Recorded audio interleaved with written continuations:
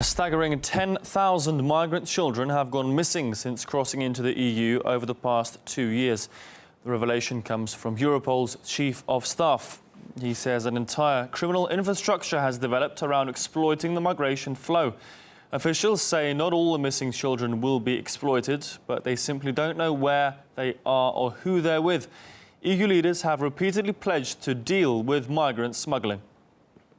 We want to kill this business model of the boat smugglers, these cynical people who earn money, through which many people die. We're taking measures to combat the cruel and opportunistic people smugglers.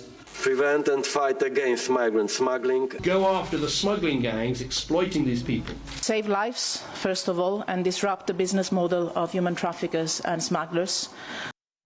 Well, so far those promises appear to have fallen flat. Most of the missing children have disappeared in Italy, almost 5,000, with another 1,000 missing in Sweden.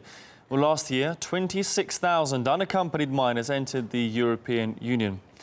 Europol warns that lone migrant children can be forced into illegal activities. They can be exploited by criminal smuggling gangs or captured by sex traffickers and forced into sex work.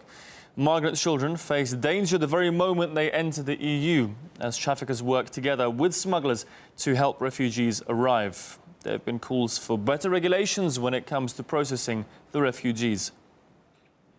Many migrants that came in was only registered and only beginning to process registration now, which is months, several months later.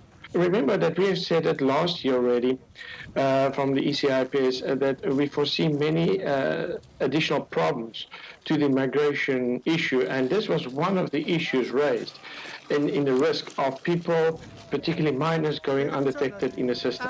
Border Patrol needs to be stepped up across Europe, and not only in Europe. We have to also work together with different border forces internationally to share data properly. And although it's now beginning to happen in Europe, internationally. And this is one of the measures we could certainly put in place to combat this problem.